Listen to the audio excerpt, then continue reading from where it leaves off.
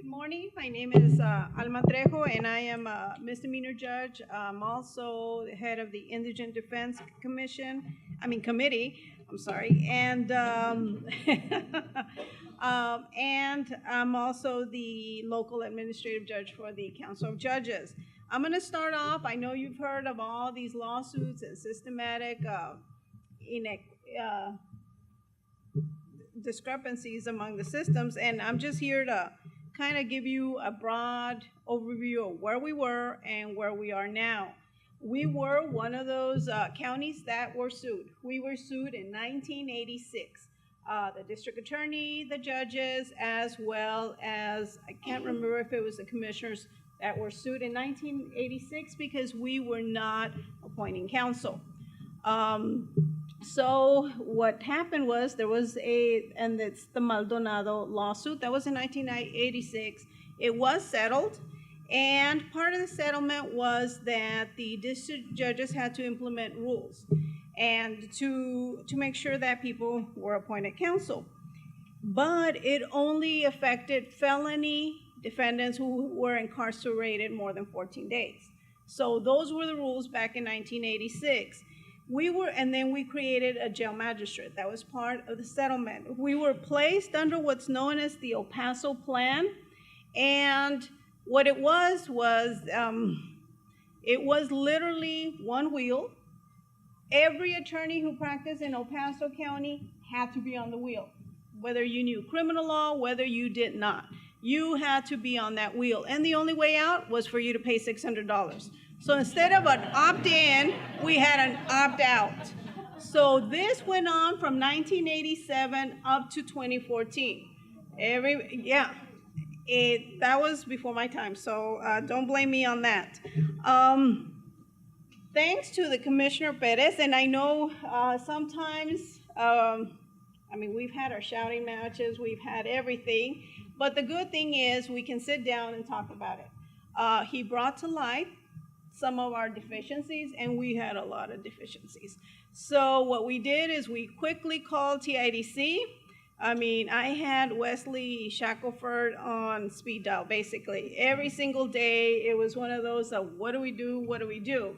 So in March of 2014, since we were under a federal court order, we went to our county attorneys and we said, can we get out of this plan? Obviously, it violates the Fair Defense Act. Can we get out? And they said yes, since there's three people, there's Commissioners Court, the Bar Association, and the Judiciary, as long as one of you terminates it. So we terminated, and we started the El Paso County Indigent Defense Plan.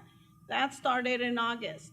2014, we did have that audit that basically told us everything we were doing wrong.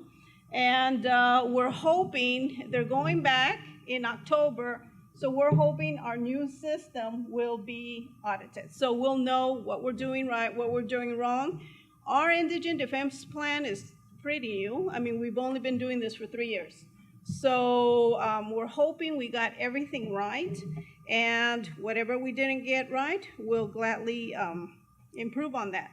We were very lucky, we are very lucky in El Paso that we do have a very good public defender's office.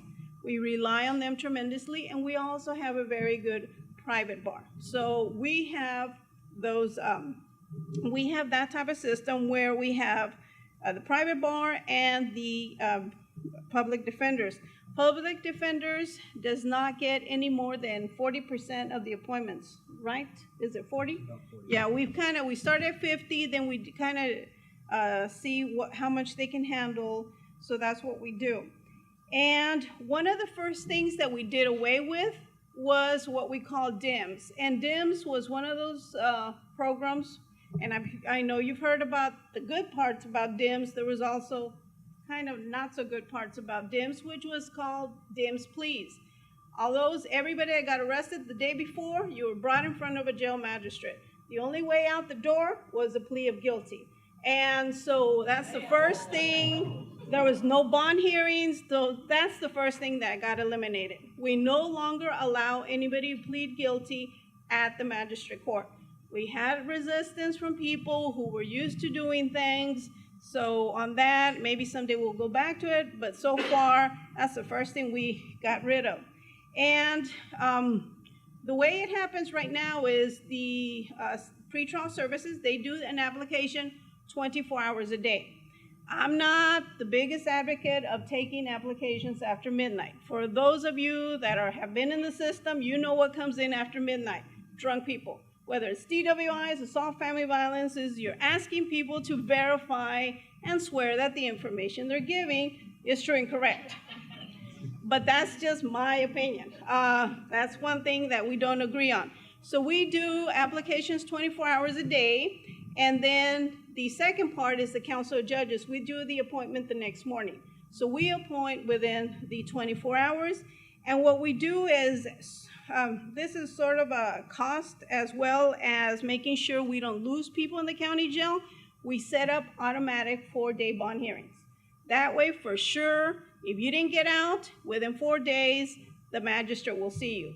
Most of the time, there's very few people that actually stay in the county jail. I don't think that we've had a problem. I know there's a national problem of all these pretrial incarceration. I can honestly tell you, El Paso doesn't suffer from that. We've always had a very good pretrial department, and people don't linger in the county jail. I'm not saying that we don't lose people in the county jail. As a matter of fact, yesterday on the way out, they called me, "Judge, you're really going to be upset. There's a guy that's been in there since June." So needless to say, we're having a big meeting next week just to make sure, find out what exactly happened.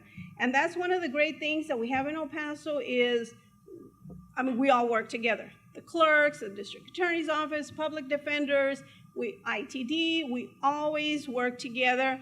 And I think that's why we've been able to make the great advancements that we made. We have 24-hour magistration. Before, no one was actually getting their 1517 hearings. And we're talking 3 years ago. So this is not like ancient history. What was happening is, if you were in the county jail by the next day, then they would give you your 1517 hearings or warnings. Now, you can't get into the county jail without your 1517 hearings. And there's 2 ways of being processed, either through the county jail or what we have is satellite booking.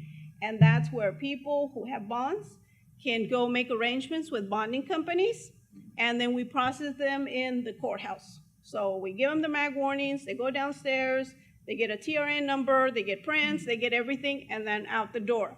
We're having a lot of success with that because I think once you tell somebody, you know what, you don't have to go to the county jail, we can clear your warrant, that's something that's going on.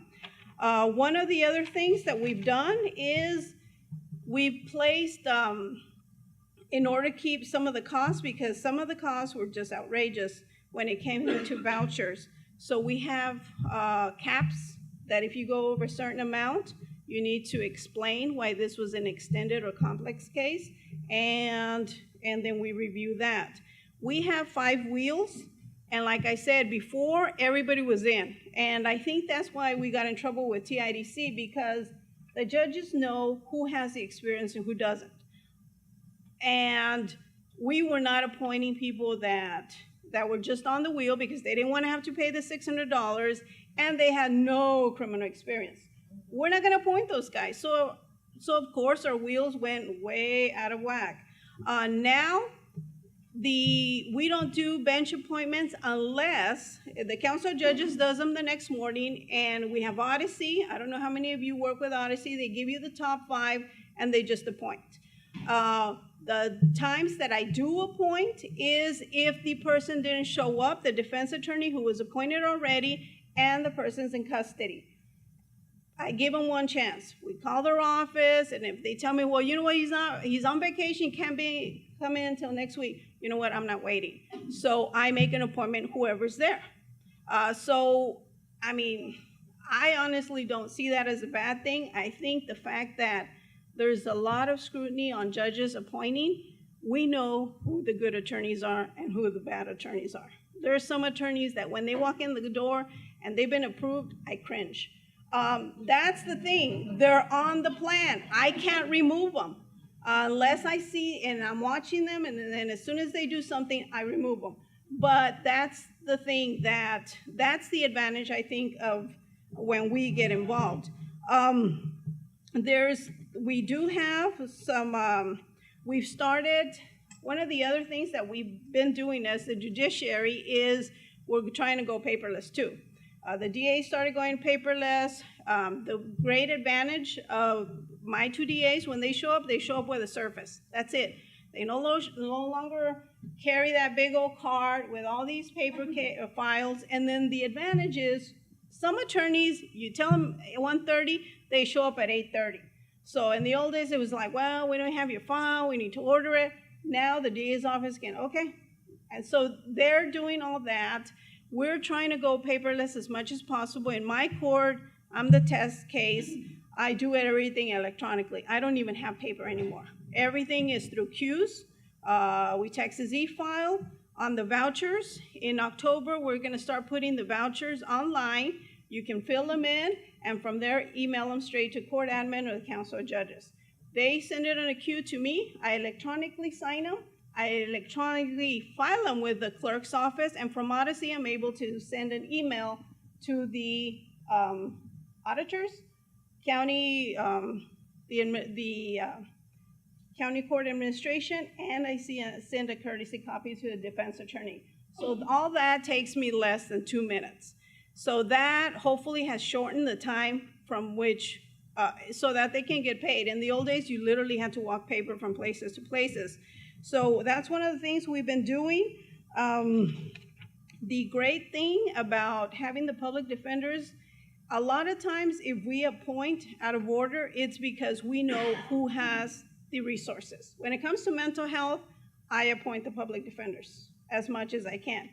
They have social workers, they have people that can go over there, and they have people that are trained in mental health. So that's what I do.